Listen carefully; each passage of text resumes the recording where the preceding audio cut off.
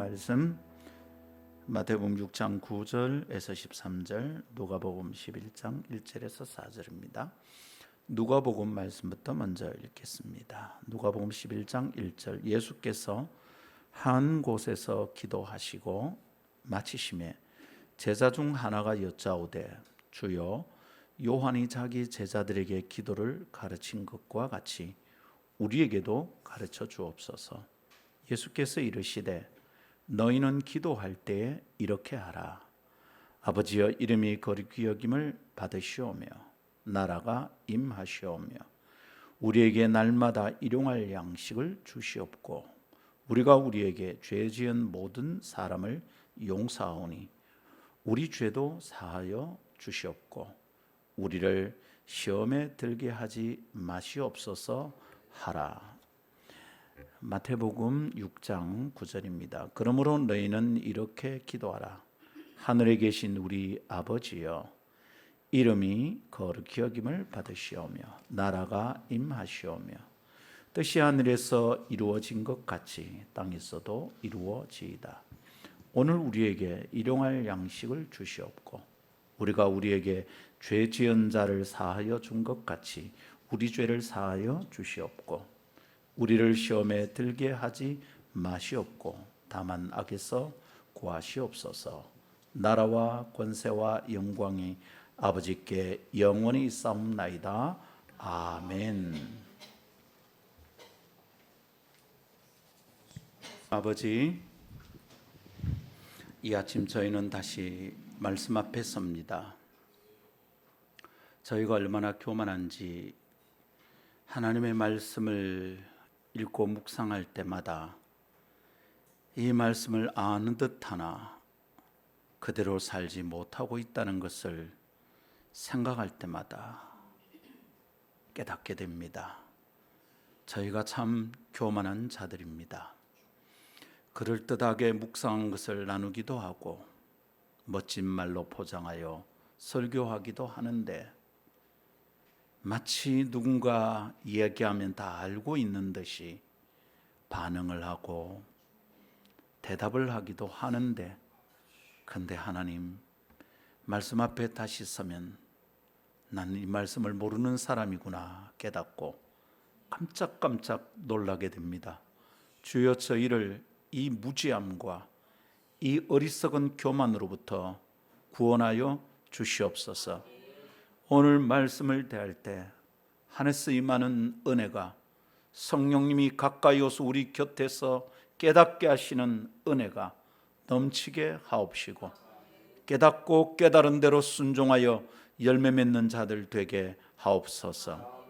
오늘도 이런저런 사정으로 함께 예배하지 못하며 부득불 비대면 예배를 드려야 되는 여러 성도들에게 동일한 은혜를 주시고, 우리 교회 예배 사이트를 찾아 함께 동참하게 되는 이름도 모르는 낯선 성도들에게도 동일한 은혜를 허락해 주옵소서.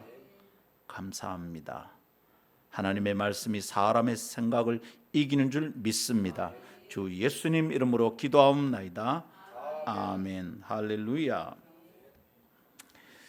주기도문 강해 11번째 시간을 맞이했습니다. 지난 강해 10번째 강해까지 우리는 하늘에 계신 우리 아버지에 대하여 말씀을 나누었습니다. 기억하십니까? 5월과 6월을 통째로 다 다른 주제로 나누고 나서 붕 뛰어 건너서 나누니까 아주 옛날 얘기 같지는 않은지 모르겠습니다. 예수님이 가르쳐 주신 기도, 곧 주기도문에는 기도의 정신과 원리가 들어 있습니다. 그래서 이 말씀을 잘 묵상하는 게 우리의 기도를 다시 가다듬는 굉장히 중요한 기회다 생각합니다. 주기도문에 들어있는 그 기도와 정신, 그 원리가 있는데, 그 중에 첫 번째가 뭐냐 하면 기도를 들으시는 분에 대한 각성입니다. 하늘에 계신 우리 아버지여 라고 주님이 먼저 기도문을 가르쳐 주셨어요. 우리의 기도는 들으시는 분이 있고 대상이 명확한 대화다라는 것을 주님이 가르쳐 주신 겁니다. 기도의 정신 중에 첫 번째입니다. 우리의 기도를 들으시는 분이 있다. 그리고 기도는 그분과의 대화다라는 것. 일방적인 자기 암시나 독백이 아니고요. 듣지 못하는 우상 앞에서 중얼거리고 늘어놓는 주문도 아닙니다. 우리의 기도는 대화이고요. 들으시는 분이 존재하는 쌍방향의 의사소통 방식입니다. 이걸 꼭 기억해야 합니다. 이게 안 되면 기도 생활은 잘하지 않아요. 기도가 응답이 안 돼요. 여러분, 이 사실은 우리의 기도가 시작될 때부터 마칠 때까지 기도의 자세와 마음가짐을 결정짓는 매우 중요한 요소입니다. 요약하자면 우리는 기도할 때 기도를 들으시는 하나님 아버지에 대한 집중력과 그분에 대한 이해를 유지해야 된다는 거예요. 기도할 때 우리는 내 기도를 들으시는 하나님이 계시다. 그분은 내 아버지다. 이분에 대해서 계속 집중해야 될 것이고 내 기도를 들으신 분이 어떤 분인지에 대한 이해가 내 가운데 딱 있어야 됩니다. 우리가 잘못 생각해서 기도하면 사실 이 기도가 하나님께 가는 게 아니라 엉뚱한 것으로 날아가는 핫살과 같아지기 때문이죠. 응답될까요? 응답은 없는 것입니다. 기도할 때는 대체로 우리가 답답한 심사와 고단한 형편을 가지고 나아가기 때문에 자칫 하나님에 대한 관심이나 집중력을 잃어버릴 수 있겠어요. 내 문제가 더 급해진다 이 말입니다. 그러니까 이 문제에 대해서 들으시는 하나님이 어떤 분인지 이 초점을 자꾸만 놓치는 거죠. 그러니까 내 기도가 내 문제가 도대체 어디로 올라간다 이 말입니까? 내 기도를 들으시는 그분께 집중해야겠습니다. 여러분, 그렇게 엉뚱한 방향으로 기도를 하다 보니 기도를 들으시는 하나님이 계시다는 생각이나 그분의 인격적인 면을 잊은 채로 기도하기 십상입니다. 그것이 응답받지 못하는 기도의 안타까운 원인입니다. 기도할 때마다 하나님 그분을 생각합시다. 또한 예수님은 놀랍고 따뜻한 용어로 기도 들으시는 하나님에 대한 가르침을 주십니다. 따뜻한 용어, 놀라운 용어 뭡니까? 하나님이 우리 아버지시라는 겁니다. 유대인들에게는 휘떡 뒤집어질 얘기입니다. 그리고 우리는 그분을 심지어 아빠라고 부를 수 있다는 겁니다. 당대 유대인들에게는 이런 기도가 못마땅하기 그지없습니다. 그럼 오늘 우리는 어떻습니까? 이렇게 하나님을 부를 수 있다고 가르쳐 주시는 주님의 기도가 우리를 얼마나 행복하게 만드는지, 예수님이 이렇게 가르쳐 주실 필요가 그 당시 유대인들에게 있었습니다. 오늘 우리에게는 예수님이 너희 기도를 들으시는 분이 하늘에 계신 네 아빠다, 이 가르침이 우리에겐 필요하지 않을까요? 하나님을 너무 멀리 느껴요. 지은 죄 때문에 하나님께 나아가는 게 항상 두려워요. 나 같은 놈도 하나님이 사랑하실까 싶어서 어두운 자아상이 막 함부로 날뛰어요. 여러분, 그런 사람들에게 주님의 가르치심은 오늘도 여전히 필요한 줄 믿습니다. 아빠라고 부를 수 있다는 거예요. 할렐루야. 높이 계셔서 낮은 땅과 어울리지도 않고요, 땅에는 관심도 없는 엄격하고 무서운 신이 아니라 내 아버지, 내가 아빠라고 부를 수 있는 그분이 내 기도를 들으신다는 사실에 우리는 마침내 기도하기를 시작하고 기도를 즐기기 시작하는 겁니다. 하나님과 내가 인격적인 관계가 있다는 걸 깨닫는 순간 기도는 되는 거죠. 왜 기도가 안 됩니까? 왜 기도를 안 합니까?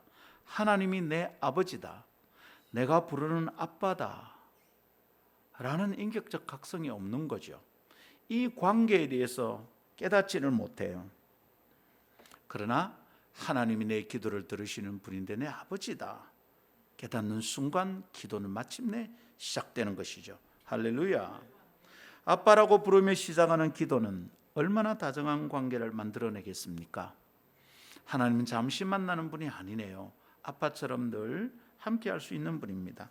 얼마나 깊이 있고 따뜻한 대화가 이루어지겠습니까? 그런데도 기도 실종 상태를 경험하고 있는 성도들은 도대체 무슨 안타까운 사연이 있기에 그런 삶을 살고 있는 걸까요?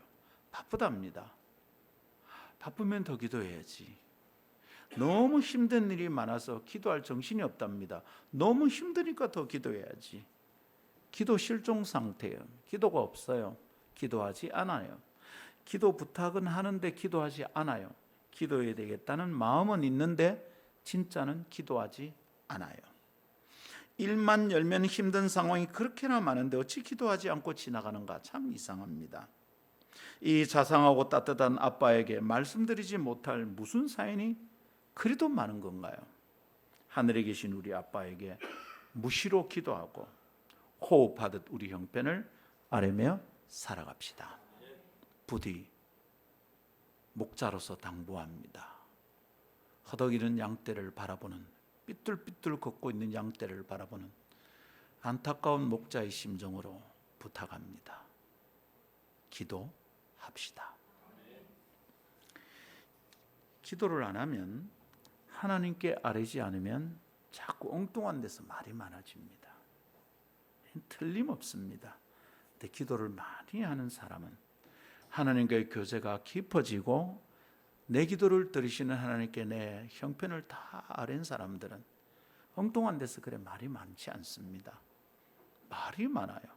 핑계도 많고 변명도 많고 못하는 것도 많고 답답한 일도 많아져요. 그래서 목사는 눈치챕니다. 기도 안 하는구나. 기도 안 하잖아요. 기도해서 응답이 되고 기도해서 하나님을 만나게 되면 그런 얘기를 누구한테 할 필요가 뭐가 있어요? 우리 기도합시다. 기도를 들으시는 하나님에 대한 이해를 간직한 채 이제 기도의 시간을 맞이하는 성도는 어떤 기도 제목을 가지고 엎드려야 될까요? 하늘에 계신 우리 아버지여, 우리의 기도를 들으신 분이 누구인지 주님이 가르쳐 주신 다음에 주님은 이제 기도 제목에 대해서 가르쳐 주시는 거죠. 그래서 11번째 강해부터 우리는 주님께서 가르쳐 주신 강구의 내용, 기도의 제목을 하나씩 다루면서 기도의 본질적인 의미를 배우게 될 것입니다. 이 기도 제목들을 가만히 살피면서 자연스럽게 내 기도와 비교해 보는 거죠. 내가 왜 기도의 삶이 성장하지 않는가? 내가 왜 기도가 잘 안 되고 기도 응답이 안 되는가? 주님이 가르치는 기도 제목을 가만히 들여다보니 참 나는 방향이 엉뚱하구나 깨달으며 우리의 기도를 가다듬게 되는 기회가 될 줄 믿습니다. 우리는 많은 기도 제목과 관심거리들을 가지고 있어요. 오늘 아침에도 그게 있어요. 그래서 기도하기도 하고 사람을 만나서 하소연하기도 합니다. 우리에게 얼마나 많은 관심거리가 있는지. 근데 주님은 그 수많은 관심거리들을 7가지로 정돈하고 요약해서 간추려 놓으셨어요. 우리 7가지 됩니까? 넘습니까? 우리의 기도는 수천 수만 가지입니다. 근데 주님은 그 수많은 기도를 7가지 주제로 요약해 놓으셨습니다. 나는 간추리면 몇 개나 될까? 정돈이나 됩니까? 우리 오늘 주님이 간추려 놓으신 7가지 주제에 오늘부터 하나씩 집중하면서 나아갑시다. 주님이 7가지로 간추려 놓으셨다는 것은 무슨 뜻일까요? 보다 본질적인 기도 제목이겠죠. 잡다하고 조잡한 것들 다 정리하고 갈래가 쳐진 것들은 줄기 하나로 딱 정리하고 이러면서 주님이 아주 본질적인 기도 제목을 정리해 놓으신 거죠. 이것을 살피고 공부하는 것이 우리에게 유익할 줄 믿습니다. 그 가운데 첫 번째 기도 제목은 하나님의 이름이 거룩히 여김을 받으시오며입니다.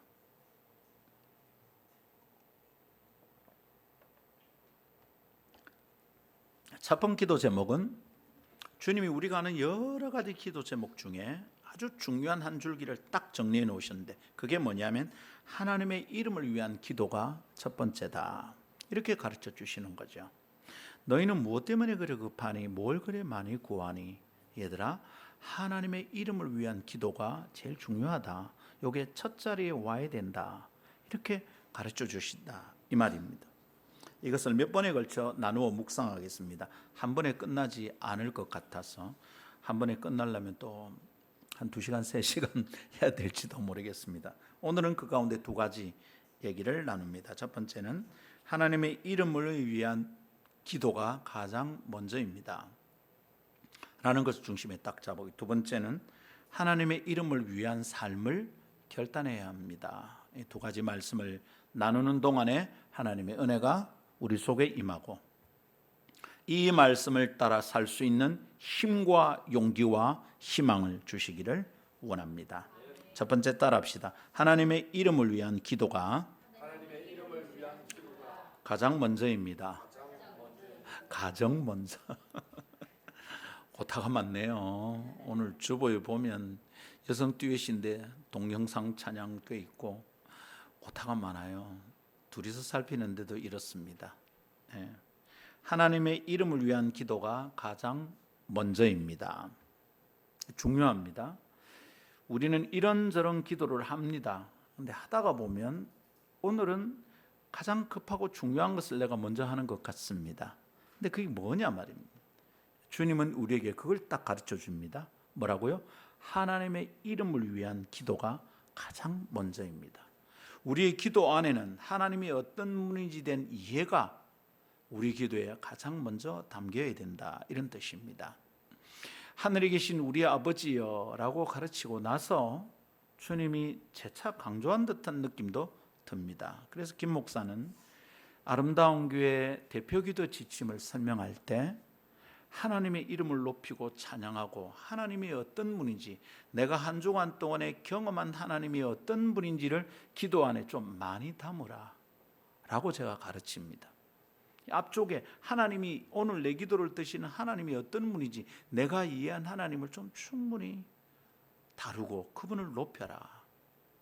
예수님께 배운 내용입니다. 주님이 이렇게 말씀하셨으니 우리의 기도도 그래야 되겠다 싶은 겁니다. 자, 이것을 우리는 하나님의 이름을 위한 기도가 가장 먼저입니다 라는 내용은 기도 제목의 순서로 볼 때도 첫 번째니까 가장 먼저이겠지만 주기도문의 구조를 가만히 살피면 이게 참 잘 깨달아지는 겁니다. 자, 우선 예수님이 가르친 주기도문 구조 안에서 강구 내용은 몇 가지라고요? 7가지입니다. 럭키 세븐. 7가지를 다루면 우린 참 행복한 그리스도인의 삶을 살게 될 줄 믿습니다. 근데 이 7가지 강구 내용을 하나씩 살필 거잖아요. 그런데 그 전에 구조를 관찰하는 것이 유익하겠습니다. 구조라고 해서 복잡할 것이 전혀 없습니다. 자, 주님께서 가르치신 기도 7개의 강구를 포함하고 있잖아요. 그런데 그 7가지 기도 제목들은 크게 두 부분으로 나누어져요. 구조가 둘로 나누어집니다. 어떻게 나누어지죠, 여러분? 첫 번째 부분은 하나님에 관한 부분들입니다. 이 하나님에 관한 부분들이 있고요. 두 번째는 우리의 관심사에 대한 부분들이 나타납니다. 이 두 가지로 나누어져요. 그 읽어보면 그냥 자연스럽게 두 가지로 구분이 됩니다. 맞죠, 여러분? 이건 마치 십계명의 두 돌판 같아요. 첫 번 돌판에는 하나님에 대한 계명들이 쭉 언급이 돼요. 두 번째 계명에는 돌판에는 사람에 대한 것들이, 지침들이 거기 있어요. 주기도문도 똑같아요. 그러니까 일관된 주님의 가르침이라는 것을 꼭 기억해야 합니다. 자, 먼저 하나님에 관한 기도는 3가지 내용으로 되어 있죠.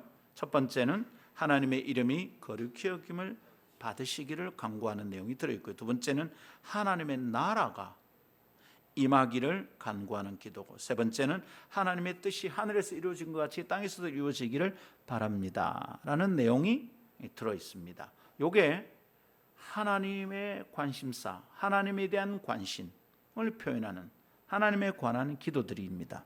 자, 두 번째 내용은 구조에는 뭐죠? 우리의 관심사. 드디어 이제 우리의 관심사를 주님이 기도하기를 가르칩니다. 아주 소박한 것부터 시작하네요. 뭐라고요? 우리의 일용할 양식을 주십시오. 여기에 부자 된다, 뭐 이런 거 아무것도 없습니다. 건강해진다, 없습니다. 건강도 일용할 것, 양식도 일용할 것, 은혜도 일용할 은혜. 교만하지 말고 영적 하루살이처럼 하루하루 살아야 된다. 하루를 소중히 여기고 살자. 이런 얘기 그때 가면 또 다루도록 하겠습니다. 두 번째, 우리의 죄를 용서해 주세요. 우리가 다른 사람을 용서한 것처럼 나도 용서해 주세요. 이 말은 내가 다른 사람 잘 용서하지 않으면 용서 못 받는다는 얘기죠. 세 번째, 시험에 들지 않게 해주세요. 네 번째, 악에서 구원하여 주십시오. 어떤 분은 이 세 번째, 네 번째를 묶어서 하나다 이렇게 생각하는 분들도 있습니다. 자, 여러분, 이렇게 두 구조로 나누어지는 것을 가만히 한번 보십시오. 이 의미를 한번 생각해 봅시다. 주님이 가르치신 기도는 이 구조상 볼 때 우리가 평소에 하는 기도와는 좀 달라 보입니다. 주님은 하나님에 관한 간구를 먼저 하라고 정리해 놓으시고 우리의 관심사에 대하여 기도하는 것은 두 번째다, 이렇게 얘기하시는 거예요. 구조상 하나님에 대한 것을 먼저 기도해라. 그리고 너희 자신의 관심사는 두 번째로 해라. 순서가 이렇다. 여러분, 이 집에 이제 번호 키들이 있지 않습니까? 번호 키가 있는데 저희 집에는 7개의 넘버입니다. 7개가 있는데 이 7개 번호를 어떻게든 누르기만 하면 열립니까? 아닙니다. 뭐가 필요하죠? 순서가 필요합니다. 이 7개의 번호를 어떤 순서로 나열하여 누르느냐에 따라서 문이 열리든지 열리지 않든지 그렇죠. 기도는 우리가 어떻게 기도하면 하나님의 은혜의 보화창고가 열리느냐, 우린 순서를 생각하지 않고 구하기만 하면 된다고 생각하는 거죠. 근데 성경은 그렇게 말하지 않는 것 같습니다. 하나님에 대한 기도가 먼저다 얘들아. 그것부터 먼저 버튼을 눌러. 그런 다음에 너희의 필요에 대해서 기도하렴. 예수님께서 이렇게 말씀하고 계시는 거예요. 그러나 실상 우리의 기도를 들여다보면 어떻게 됩니까? 이게 항상 거꾸로 돼 있어. 우리는 막 기도실에 가면 급한 게 먼저 튀어나오는 거죠. 급한 게 뭡니까? 주님 돈 좀 어떻게? 주님 우리 저거 어떻게? 주님, 시작하면 우리의 관심사가 먼저 튀어나옵니다. 우선 우리가 그렇게 자주 기도하게 되는 것은 뭐 때문일까요? 기도하게 되는 정황, 우리가 언제 기도를 시작하느냐를 생각하면 이렇게 되는 게 당연한 것 같아요. 우리 언제 기도합니까? 상황이 좋고 평안할 때 기도를 잘 안 합니다. 새벽에 나오지도 않던 성도가 갑자기 새벽에 나오면 목사 집안은 고민하기 시작합니다. 저 집에 무슨 일 났는갑다. 알아보면 틀림없습니다. 기도 안 하는 사람이 기도를 갑자기 하면 무슨 문제가 생긴 거죠. 우리는 급박한 상황이 닥치면 기도하려고 합니다. 그런 상황에도 기도 안 하면 정말 큰 문제지만 급박한 상황에서만 기도한다는 것은 우리가 건강한 기도 생활을 하고 있지 않다는 증거죠. 급하지 않으면 어떻게 합니까? 그런 급하지 않은, 급한 일이 없는 평온한 상황에서는 기도할 필요를 잘 못 느낀다는 거예요. 기도가 하나님과 대화하는 것이고 그분의 이름을 내가 어떻게 소중히 여기고 다루는 시간인지 생각하면 급하지 않은 시간, 문제가 없는 순간에도 기도하게 되는 거죠. 이게 주님과의 대화다 생각하면. 근데 우리는 지극히 편안할 땐, 별일이 없을 때는 기도하지 않습니다. 닐일이야 이러고 쫓아다니는 거죠. 카페에서는 3시간, 4시간 앉아 있을 수 있지만 기도실에는 안 들어갑니다. 사람을 만나서 대화하고 밥 먹는 것은 잘 하면서도 기도하러 예배당에 들르는 일은 없습니다. 문제가 많은 거죠. 이것은 우리의 기도가 얼마나 자기중심적인지를 잘 보여줍니다.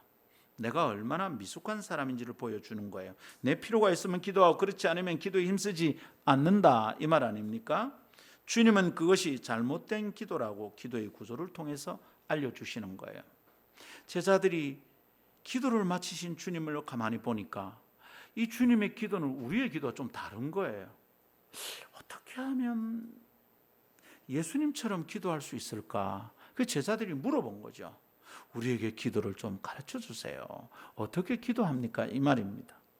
그래서 주님이 가르치는 기도의 내용이 너희 문제 먼저 구하지 말고 하나님의 것을 먼저 구해라 가르쳐 준 겁니다. 우리의 기도를 돌아봐야 되겠습니다. 주님은 그렇게 내 것부터 급해서 나와서 엎어지는 것이 잘못된 기도다, 그거 고쳐야 된다, 이렇게 가르쳐 주셨어요. 급하면 나와 엎드리는 것은 수준 낮은 기도죠. 평소에 나오면 상관도 없던 애가 갑자기 와서 돈 빌려달라면 어떻게 생각합니까? 야, 와 이러노? 내가 지하고 무슨 상관이 있다고 이렇지 않겠습니까? 주님하고는 뭐가 다릅니까? 급할 때만 기도하는 기도가 건강한 기도다, 성숙한 기도다 말할 수 없습니다. 물론 어쩌면 그렇게라도 주님은 우리가 주님과 대면하여 교제하고 기도하기를 원하실지도 모르겠습니다. 가만 놔놓으면 생전 기도하지 않고 하나님 아버지, 나를 아버지라고 부르지 않는 이 인간들을 어찌할꼬? 그래서 주님이 바람을 조금 세게 부는 거죠. 아이고 주님 날아갈 것 같습니다. 그렇지, 이러니까 네가 내한테 나와서 기도하는구나. 어쩌면 주님은 그렇게 가끔 급한 일 가운데로 우리를 몰아넣어서 기도하게 만들기에 하시는 것 아닌가 싶습니다. 기도 안 하면 안 되는 상황으로 주님이 가끔 이끌으시는 듯합니다. 그렇지만 주님께서 원하시는 기도란 본디 그런 기도가 아닙니다. 요거 봐라, 조금 건드리니까 또 주여 하세. 그렇게라도 너희들이 나와 가까이 있기를 원한다. 워낙에 기도 안 하면 주님이 그렇게 하시겠죠. 근데 주님이 원하는 기도는, 기도의 정신은 원래 그런 게 아니에요. 자바라여 나와서 하나님 사랑합니다. 주님의 이름이 어떻게 귀하고 아름다운지 그것을 위해 살고 싶습니다.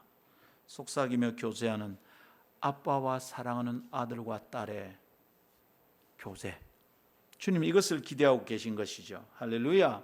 늘 주님과 우리 사이에 열린 통로가 있어서 항상 누리는 교제를 주님이 원하신다는 것을 기억합시다.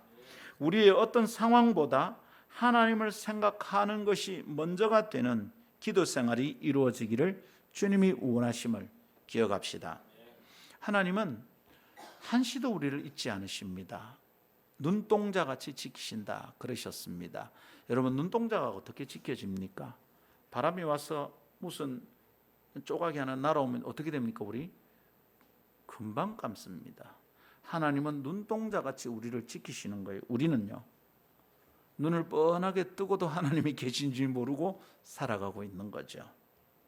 자, 우리가 기도하게 되는 정황을 가만히 보면 항상 급박한 기도를 드리게 되니까 주님이 가르친 이 구조에 대한 이해가 우리에게 정말 절실하구나 알 수 있습니다.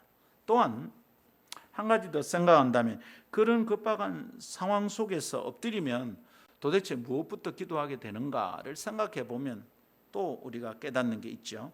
여러분, 어떻게 기도합니까? 앞뒤 볼 것 없이 모든 것 생략하고 내 답답한 심사와 형편을 아뢰고 도와달라고, 풀어달라고 마구 쪼아붙이기 시작합니다. 이런 것을 잘 설명하는 사자성어가 있죠. 뭡니까? 거두절미. 머리와 꼬리를 잘라버리고 몸통만 냅다 지른다 이 말이죠. 자, 거두절미하고 말합니다. 돈 좀 빌려주이소. 여러분, 이러는 사람 찾아오면 기분 좋습니까? 안 좋습니까? 안 좋아요. 거두절미하고 말합니다. 당신 딸이 우리 딸을 때렸어요. 이건 뭐가 이상해. 거두절미하고 말합니다. 목사님 설교 깁니다. 때리고 싶어. 뭔 얘기를 하는지는 모르겠어요. 인사도 서론도 없이 냅다 용건부터 이야기하는 형국이죠. 대단히 무례한 모습입니다. 어디에서도 이렇게 얘기하면 안 됩니다. 누구를 만나도 이러면 안 됩니다. 학교 다닐 때 이제 시골에서 올라온 친구들, 향토장학금이라는 게 와요. 이게 뭐냐면 집에서 오는 돈을 우리가 그렇게 불렀어요. 향토장학금. 이 향토장학금을 바라면서 쓰는 편지에서도 그렇게 하진 않아요. 돈이 너무 급한데도 시작부터 아버지 돈 주세요. 이만 줄입니다. 그렇게 하질 않아요. 어쩝니까? 길게 앞에 뭘 서론을 깝니다. 아버지 건강은 어떠십니까? 어머니 무릎은 어떠시고요? 동생들은 어떻게? 옆집 삼촌은 어떻고? 우리 손은 어떻습니까? 막 평소에 관심 없는 걸 줄줄이 다 묶고는 이만 줄입니다. 다시 만날 때까지 건강하십시오.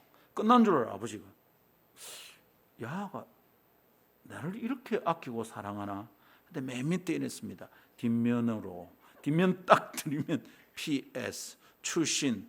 아버지, 근데 이번 달에 제가 돈이 조금 더 필요합니다. 돈 때문에 편지한 건 아닙니다. 돈 때문에 편지했어. 길게 다른 사정을 얘기하고 아버지에게 관심 있는 척하고 돈 좀 필요한 거 살짝 그게 중요 관심이 아닌 것처럼 합니다. 근데 뭐 부모님들 다 알죠? 여러분, 이 정도가 기본 예입니다. 근데 사람을 만나서도 참 말할 줄 모르는 사람들이 있습니다. 냅다 지가 하고 싶은 말 말하는 거예요. 내 한마디 분명히 말한다. 그런 쫙 쏟아놓습니다. 참 답답한 사람들입니다. 우리가 기도할 때 엎드리면 먼저 튀어나오는 것이 자꾸 우리 형편입니다. 거두절미하고 주님 도와주십시오. 사실은 어제 저녁에 제가 잠들기 전에 이런 비슷한 기도를 드렸습니다. 침대에 걸터 앉아가지고, 이전에는 침대에 걸터 앉아 지친 기도가 아니라 침대 밑에 무릎 꿇고 있는데 무릎이 아파서 요새 침대 밑에 무릎 꿇는 게 잘 안 되는 거예요. 침대에 걸터 앉아서 이렇게 기도했습니다. 주님, 머리는 아프고 잠은 쏟아집니다. 그래서 간단하게 기도합니다. 그래 기도하라고 누우면서 제가 웃긴 거예요. 아이고, 내일 아침에 이설교회 되는데 내가 주님, 몸은 고단하고 머리가 아파서 간단하게 한 말씀 드립니다. 뭐라고 했겠습니까? 주님, 내일 설교 부탁드립니다. 그 누웠는데 주님이 나를 가만히 보시면서 웃으시는 것 같아요. 네 설교를 왜 내가 하니? 그러시는 것 같아요. 아침에 눈을 뜨자마자 일어나서 다시 기도했죠. 주님, 참 죄송합니다. 어제 설교 부탁드려서 못 주무셨죠? 이러고 저러고 농담하듯이 주님과 나누는 기도가 오늘 아침에 시작 기도였습니다. 여러분, 우리 입 열면 먼저 튀어나오는 게 우리 형편입니다. 그것부터 먼저 말하게 됩니다. 이건 훈련하지 않아도 되는 거예요. 저절로 돼요. 저절로 막 조금만 조심 안 하면 그냥 막 그렇게 돼요. 내 것만 주저리 늘어놓고 주님, 이만 줄입니다. 이러고 기도를 마치게 되죠. 훈련하지 않아도 그렇게 돼요. 여러분, 훈련하지 않아도 자동으로 되는 것은 둘 중에 하나죠. 하나는 그 사람의 은사고, 받은 은사가 있으면 그래 됩니다. 별로 훈련 안 하는데도 어떤 사람은 은사가 있어서 그게 됩니다. 성악 발성 훈련도 안 하는데 노래하면 잘합니다. 은사가 있어요, 그죠? 다른 것은 뭡니까? 본능이죠. 훈련하지 않아도 내가 저절로 되는 건 본능입니다. 훈련하지 않아도 내 새끼 먼저 아끼는 거 본능입니다. 본능은 언제나 자기중심적입니다. 본능은 딱 내 것부터 챙깁니다. 제 것부터 먼저 구하게 되는 거, 그 본능이죠. 그 본능을 따라 기도하게 되면 어떻게 됩니까? 그 기도는 항상 급이 낮은 기도죠. 다른 집에서 난리가 났는데도 우리 집만 지켜달라고 기도하는 게 얼마나 어리석은 기도입니까? 여러분, 그렇게 급이 낮은 기도를 계속 하다 보면 수준 높은 삶으로부터 자꾸 멀어지는 거죠. 하나님이 기뻐하는 삶으로부터 자꾸 멀어지는 겁니다. 그렇게 수준 낮은 기도를 계속하다 보면 넓고 깊은 기도로부터 자꾸 멀어지는 겁니다. 기도가 자라지 않아요. 기도하는 사람의 관심과 성품이 조잡해져요. 그 사람의 말과 행동이 아주 어리석어요. 매우 미숙한 사람처럼 생각하고 행동합니다. 내 거. I, my, me, mine, I, my. 그건 중학교 1학년 때 끝내는 건데 대학을 졸업해도 계속하고 있고 나이가 60이 된 나도 계속하고 있는 겁니다. 급이 낮은 기도입니다. 자기 관심, 내 경제 상황, 우리 가족 문제, 내 딸, 내 아들, 그 관심 외에는 별 관심이 없어 보입니다. 다른 데서는 난리를 치는데 아무 관심이 없습니다. 다른 게 교인들이 연락이 와요. 아이고, 목사님, 물난리 갔는데 무슨 일입니까? 페이스북에 오늘 주보에 실린 시를 딱 올렸더니 그 시를 읽고 어느 교회 장로님이 전화를 했습니다. 목사님, 제가 그냥 눈팅만 하고 지나가는데 혹시 이 시를 보니까 교회 무슨 물난리가 났습니까? 참 고마웠어요. 그냥 인사만 하고 지내는 이전 노회에 있었던 교회 장로입니다. 근데 우리 교회는 교회에 대해서 관심이 있나? 순간 그런 생각이 들었어요. 여러분, 우리 교인들이 제게 개인적으로 연락하거나 단톡방에 글을 올리기나 하는 것보다 지난 주간에 다른 사람으로부터 받은 전화, 카톡, 문자가 훨씬 많습니다. 목사님, 우리 교인이 작으니까 그렇죠. 그렇죠. 너무 작아서 그렇죠. 가만히 보면 도대체 자기 몸, 자기 가족에 대한 문제 아니면 관심이 있나? 참 안타깝습니다. 어떻게 우리의 중보기도를 하겠습니까? 이래서 우리 어떻게 선교할 수 있을까요? 어떻게 이웃에 있는 어려운 사람을 돕겠다고 생각할 수 있을까요? 우리 구제는 어떻게 합니까? 우리 어떻게 하죠? 이전에 우리 교회에서 그런 일이 있었습니다. 절기연금 4개는 우리 다 밖으로 쓸 겁니다. 그래서 그 절기 때마다 이번에 어디로 보낸다를 얘기하고 헌금을 했어요. 헌금이 작아져. 바깥으로 보낸다니까. 다른 사람 돕는다니까 헌금이 작아진다고. 참 우리의 신앙이 조잡하구나. 참 졸렬하구나. 여러분 잘 들으세요. 여러분의 목사는 교회 그런 교회 하면 안 할 겁니다. 가슴이 터지고 속이 답답해서 미치겠다 싶을 때가 있습니다. 겁나전 기도하지 맙시다. 그런 사람은, 그런 기도를 하는 사람의 성품 참 조잡해집니다. 얘기하면 답답합니다. 관심이 그거밖에 없구나. 대화가 안 됩니다, 여러분. 그 비가 쏟아진 날, 화요일 날 난리가 나고 수요일 날도 우리는 새벽에 나왔거든요. 막 비 내리는 소리에 5시도 안 되고 눈이 떠졌습니다. 일기 예배를 보니까 새벽에 온다 그래서 김사님하고 우리하고 저녁에 8시 넘어서 나가면서 교회에서 자야 되나 고민하다가 집으로 갔습니다. 근데 강수량이 좀 적어지더라고. 그래서 자도 되겠다. 근데 5시쯤 됐는데 막 빗소리가 막 너무 큰 겁니다. 잠이 깼어요. 저는 밤에 잘 때 폰 잘 안 켜놓습니다. 상황이 어떤지 강우량을 보려고 켰어요. 켜고 나서 15분쯤 됐나 전화가 바로 오는 겁니다. 지하 검도장. 목사님, 물이 넘쳐서 검도장으로 물이 들어옵니다. 앞뒤 재울 것 없죠. 김 집사님 가입시다. 짬찌려 전화 받고 달려왔습니다. 검도장 다 물에 잠겼습니다. 오늘 여러분 1층에 들어올 때 곰팡이 내나지 않습니까? 검도장에서 나는 냄새입니다. 너무 죄송했어요. 그런 상황에서도 수요일 날 커피 신방 약속에 나서 장애인 전도협회 여름 말씀 집회 오랜만에 하거든요. 격려하고 싶었습니다. 우리도 또 어떻게 될지, 우리도 뭐 물 닦고 해야 되는데 가서 섬겼습니다. 여러분의 목사 잘하지는 않지만 이렇게 살고 싶고 이렇게 사는 법과 이런 삶의 방향을 우리 성도들에게 가르쳐 주고 싶고 함께 하고 싶습니다. 그러니 여러분 기도할 때 지 것만 챙기는 기도 그만하세요. 무슨 일이 일어나면 자기 것만 생각하는 습관 고치세요. 예수님이 그거 고치라고 지금 말씀하고 계신 거예요. 그렇게 살면 안 된다는 겁니다.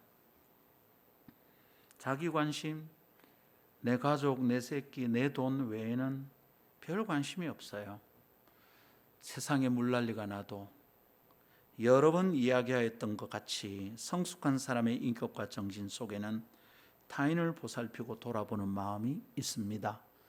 예수를 믿는 신앙 세월이 오래되고 깊어질수록 다른 사람을 돌아보는 마음이 점점 더 커지고 점점 더 강력해집니다.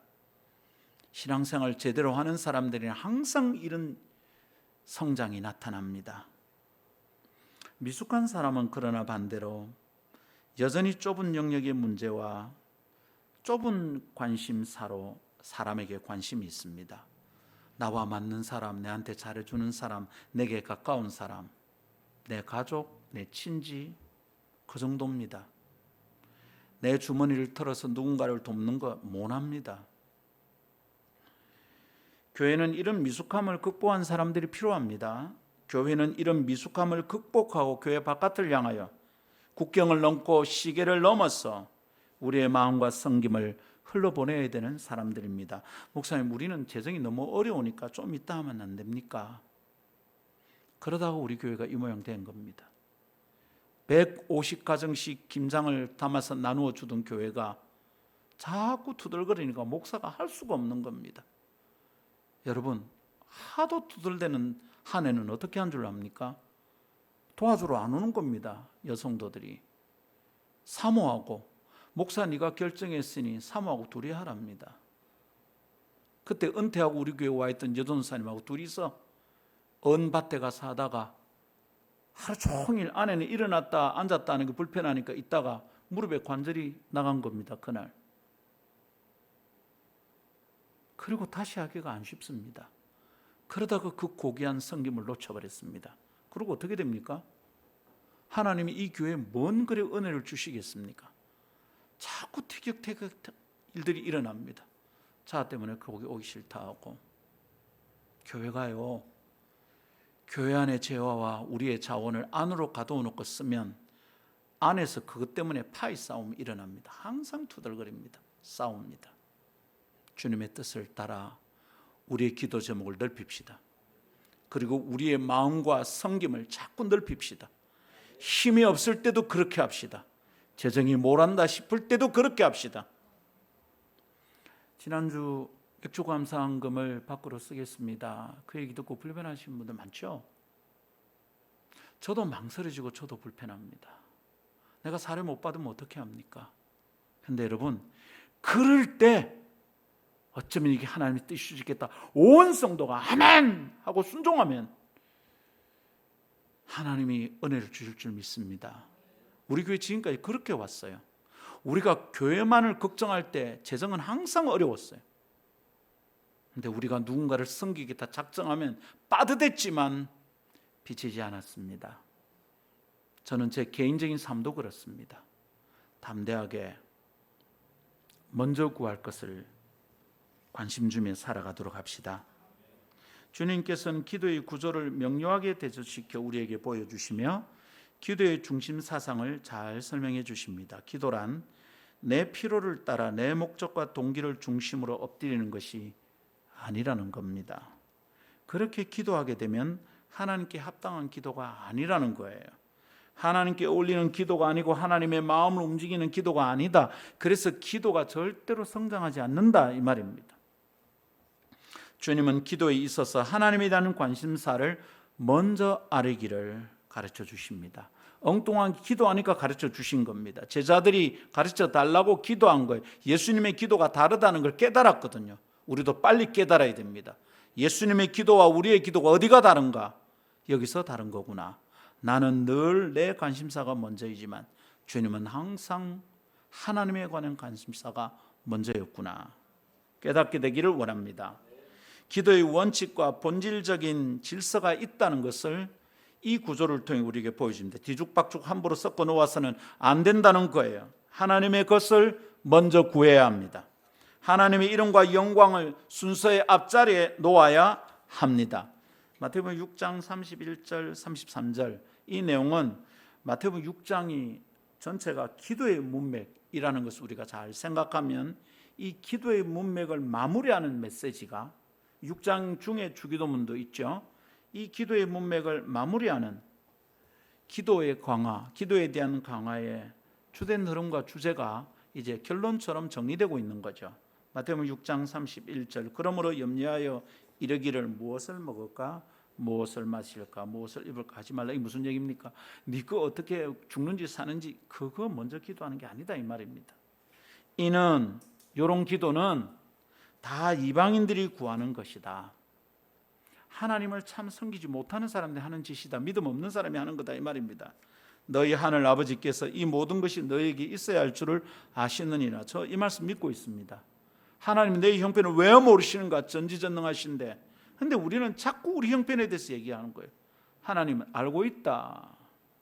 알고 계신데요. 그러니까 어쩌라는 결론 너희는 먼저 그의 나라와 그의 의를 구하라. 하나님에 관한 것을 먼저 구하랍니다. 그리하면 이 모든 것을 너에게 더하시리라.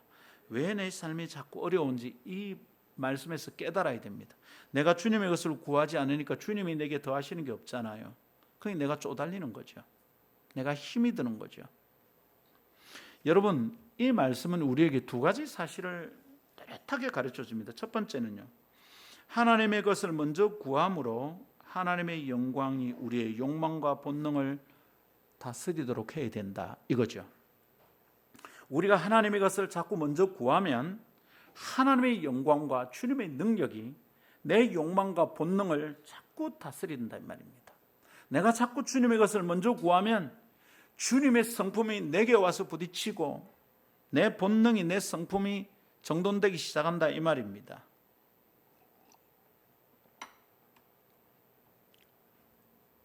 본능의 중력은 아주 힘이 셉니다. 가만히 놔놔도 힘이 작용됩니다.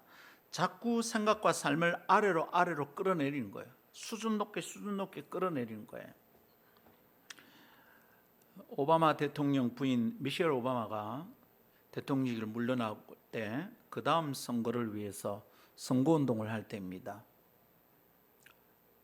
그 대상이 누구였죠? 힐러리 클린턴과 트럼프가 붙었습니다. 트럼프가 하도 지저분한 짓을 하니까, 이상한 얘기를 하니까 미셸 오바마가 나와서 선거 캠페인을 하는데 연설을 이래 했습니다.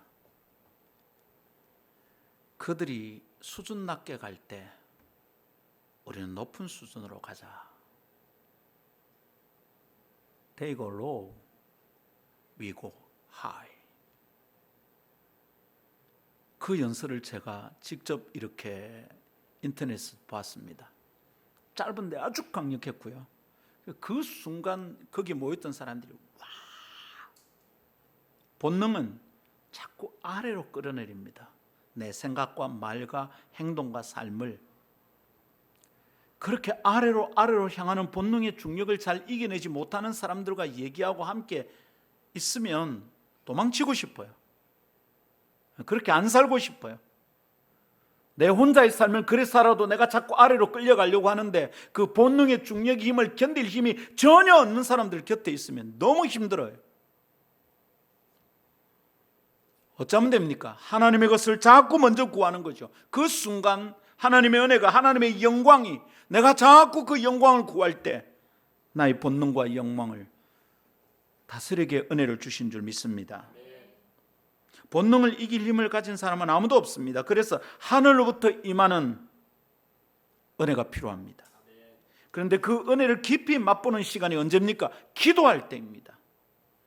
주님의 가르치는 기도의 의미대로 하나님의 영광과 관심사를 먼저 구하게 되면 그분의 영광의 풍성함과 거룩함의 압도적 권세가 내 삶에 임하고 우리의 욕망을 자꾸 다스려 주신 줄 믿습니다. 그리고 본능의 끌림, 본능의 중력을 이기는 신앙의 힘이 내 속에서 자라는 줄 믿습니다. 그래서 먼저 하나님을 구하라고 하는 것이, 그때 하나님의 영광이 나를 욕망을 이기게 만들고 본능을 다스리게 만든다는 걸 믿읍시다. 두 번째는요, 하나님의 것에 대한 우선적인 관심사를 훈련해서 일상에서 그것이 가능하게 해야 한다, 이런 깨달음을 얻습니다. 너희는 먼저 그의 나라와 그의 의를 구하라. 이방인들은 먹는 거 입는 거 자꾸 구하는데 너희는 안 그래도 된다. 먼저 하나님의 것을 구하라. 하나님의 것에 대한 우선적인 관심사를 훈련해야 돼요. 이건 본능이 아니에요. 우리 잘 안 돼요. 자꾸 훈련해서 마침내 일상에서 그것이 자연스럽게 나타나게, 가능하게 해야 된다. 이런 메시지가 여기 들었지 않나 싶습니다. 기도는요, 기도실에서만 이루어지는 신앙행위가 아닙니다. 기도하고 난 후에 우리의 삶이 훨씬 중요합니다. 기도한 만큼 살고 기도한 대로 살아내야 합니다. 기도의 순서가 하나님의 관심사가 먼저였다면 우리가 살아가는 순서도 그래야 됩니다. 그것이 마땅한 삶의 질서입니다. 그런데 이 질서가 깨어져 있으면 삶에 고통이 임합니다. 돈이 없어서 고통이 임하는 게 아닙니다. 어떤 집은 돈이 모자라는데도 그렇게 찢고 볶고 싸우지 않습니다. 어떤 집은 돈이 많은데도 평화가 없습니다. 이 순서, 하나님과의 질서가 깨어져 있으면 고통이 임할 수밖에 없습니다. 사건을 만나서 고통스러운 게 아닙니다. 질서가 깨어져 있으니 힘든 겁니다. 그래서 우리 이것을 제대로 훈련해야 됩니다. 하나님의 것을 먼저, 그리고 그 질서대로 살아내야 한다는 것을 믿읍시다. 두 번째 따라하겠습니다. 하나님의 이름을 위한 삶을 결단해야 합니다. 하나님의 이름을 위한 것이 가장 먼저입니다. 이 기도가. 그리고 그 다음은요, 하나님의 이름을 위한 삶을 결단해야 합니다. 하나님에 대한 관심사가 우리 기도의 첫 자리에 와야 한다면 그중 가장 앞자리에 놓을 기도는 뭘까요? 하나님의 이름이 거룩히 여김을 받으시오며, 이걸 구하는 기도가 우선입니다. 하나님의 이름에 대한 관심이 먼저여야 한다, 이 말입니다. 자기 이름의 명성에 금이 가는 것을 몹시도 싫어하는 사람들이 우리입니다. 내 이름이 먹칠하는 것, 누가 나를 무시하는 것 못 견딥니다. 그래서 그것에 흥분하고 목소리가 올라갑니다. 나를 무시하지 말라고 사인을 보냅니다. 눈빛으로, 목소리로, 얼굴에 험악한 표정으로. 그런데 하나님의 이름, 그분의 명예를 위하여 흥분해 본 적이 있습니까?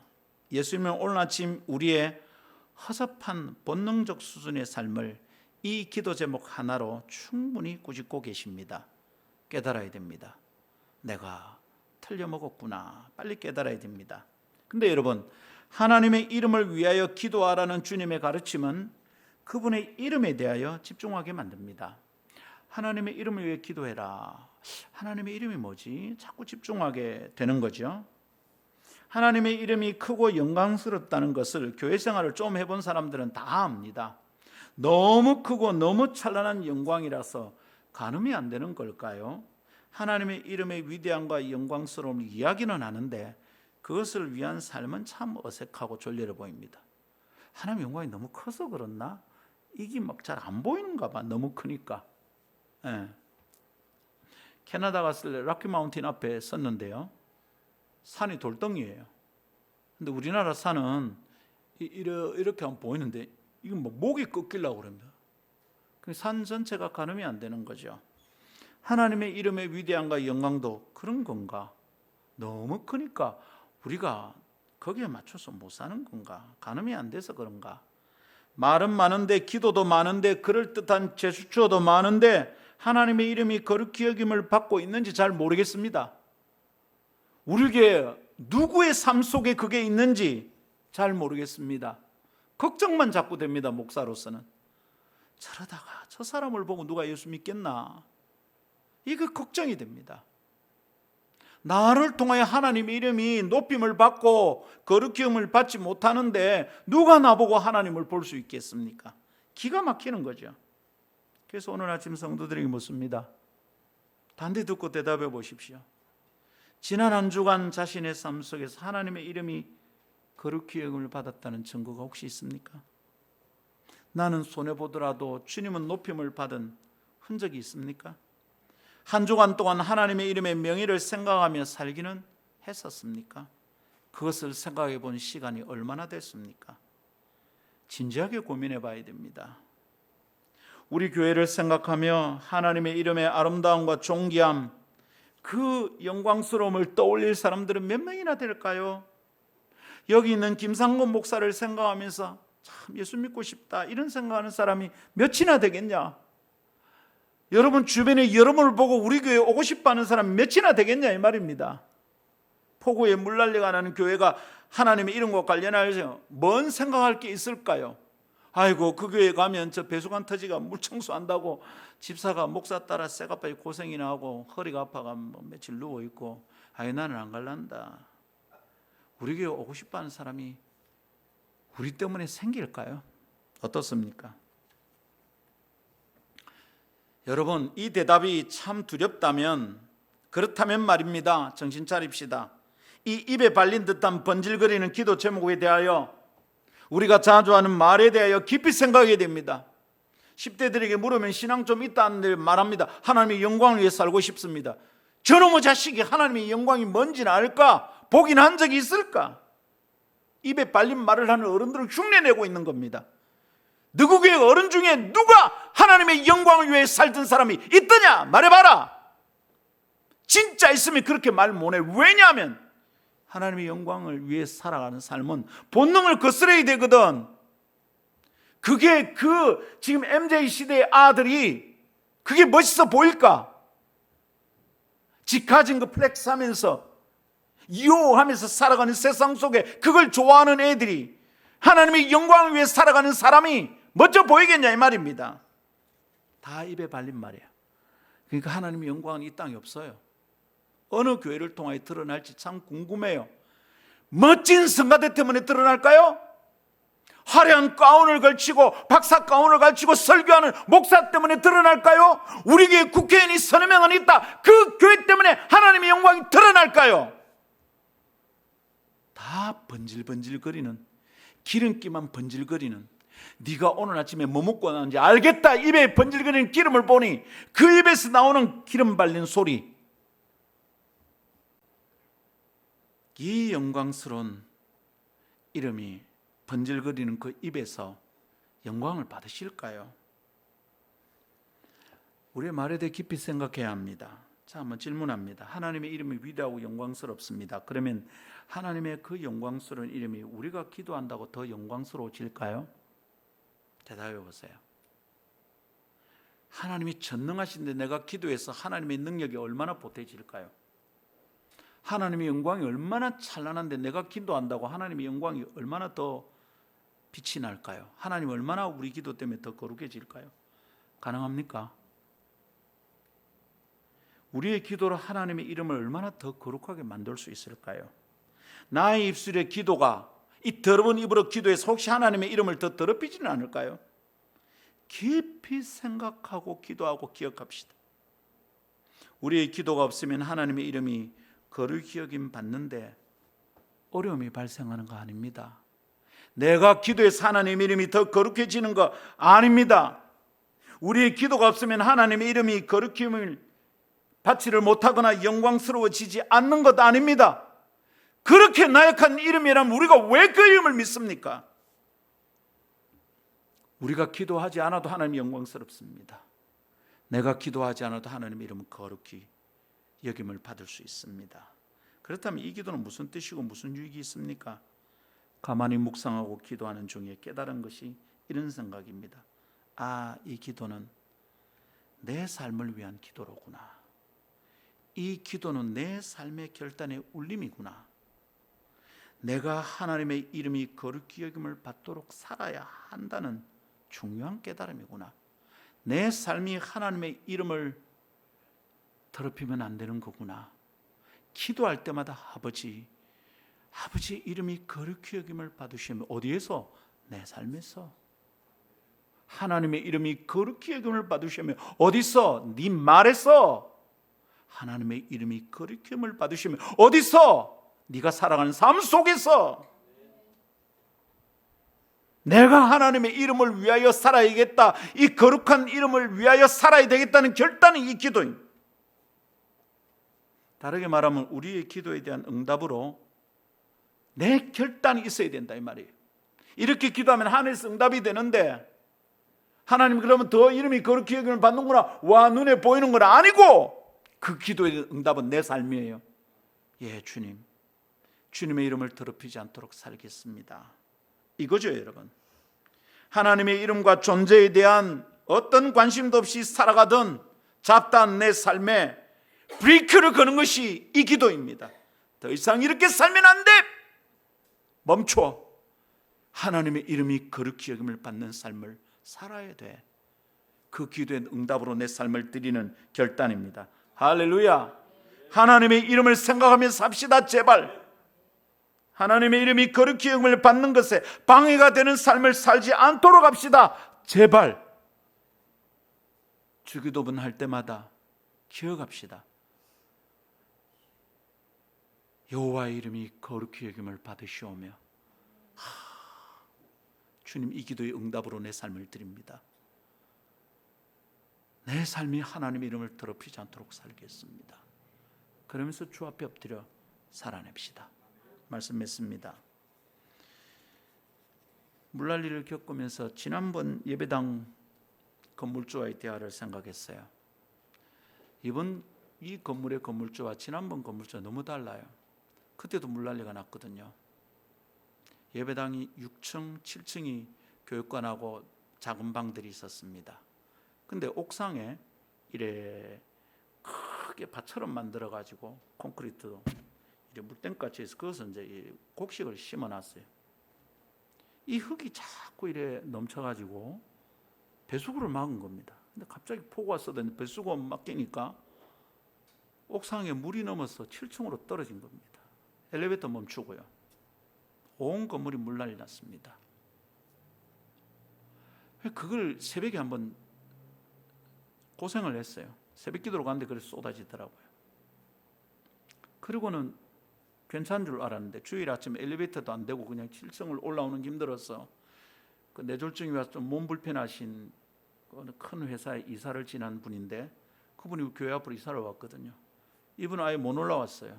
전화가 왔더라고. 목사님 엘리베이터를 고장났는데 안 고치고 이래가 교회가 되겠습니까? 그러고 그분 그 다음 주부터 안 나왔어요. 그리고 예배를 드리는데 갑자기 또 비가 쏟아지는데 청년 하나가 뛰어나가더라고요. 또 막혀서 물이 넘치는 거야. 비를 맞고 청년들이 배수구를 다 뚫어서 내렸습니다. 그런데도 그 주인은 별 말이 없었어요. 이번에 주인은 제가 전화를 하니까 그 다음날 아침에 일찍 와서 전문가 데리고 와서 다 뚫고 다 살피고 갔습니다. 가만히 지난주 건물주 생각이 나는 거예요. 지난번 마지막에 우리가 이사 올 때 여러분 이거 한번 들은 얘기기도 합니다. 월세를 올리자 200만 원을 올릴래요.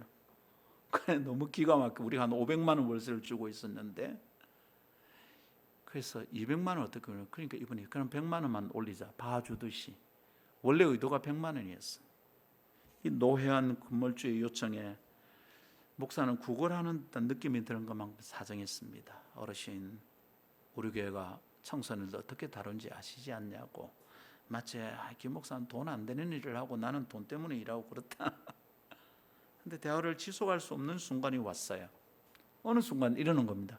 야 100만 원 가지고 와 이라는 김 목사. 너가 하나님 전능하다면서 그 100만 원을 가지고 절절매나. 그 순간 알았어요. 그 자리에서 그냥 바로 일어났습니다. 알겠습니다. 이사를 준비하겠습니다. 9월이었거든요. 바로 임대 붙이십시오. 내일이라 들어올 사람 있으면 우리는 바로 나가겠습니다. 어디로? 길가에도 나가겠습니다. 그런데 12월까지만 말미를 주십시오. 그러고 찾다가 여기를 찾은 겁니다. 이사하겠습니다. 그랬더니 내가 그 말 아니다. 김 목사. 아닙니다. 그렇게 말씀하셨습니다. 내가 언제 그래 말했노? 내가 방패를 안 했다. 방금 그렇게 말씀하셨습니다. 무슨 말인지 못 알아듣습니다.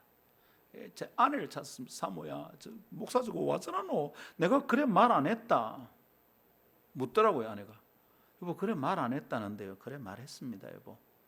너가 하나님 전능하다며. 아무리 자기는 해명을 하고 그래도 나중에 자기가 빌더라고. 안 흘려도 된다 이러더라고요. 그래서 아닙니다. 우리 나가야 될 때가 온 것 같습니다. 구름 기둥이 떴다는 걸 알겠더라고요. 아 이게 텐트 접어야 되는구나. 왜요? 하나님의 이름 때문이죠. 나는 욕먹고 거지같이 구걸해도 됩니다. 교회를 위하여 목사가 안 한 짓 없습니다 여러분. 교인들이 알면 교회 안 나올까 싶어서 말도 안 하고 혼자 빚을 지고 견뎌냈습니다. 교회를 위하여 목사가 그 정도 못할 것이 뭐가 있겠습니까? 그러나 하나님을 들먹이는 상황에서도 구걸할 수는 없었습니다. 내 문제가 아니었어요. 하나님의 이름이 거룩히 여김 받아야 할 우리의 상황이 일상적으로 널려 있습니다 여러분. 매일매일 수없습니다. 이리 피하고 저리 숨으며 이 핑계 저 변명하다가 자신의 이름값만 지키며 살 일이 아닙니다 여러분. 기도해야 합니다. 예수 믿는 사람이 그러고 되나 하면 다시 생각해 봐야 됩니다. 네가 예수 믿는다면 아나 그러면 생각해 봐야 됩니다. 아하 이거 문제가 있구나. 여러분 생각하면서 기도합시다. 그리고 기도한 대로 하나님의 이름이 거룩히 여김을 받으시기를 바랍니다. 기도한 대로 응답이 내 삶이 되도록 살아내도록 합시다. 찬양하겠습니다. 어디에 있었던 것인지 생각합니다.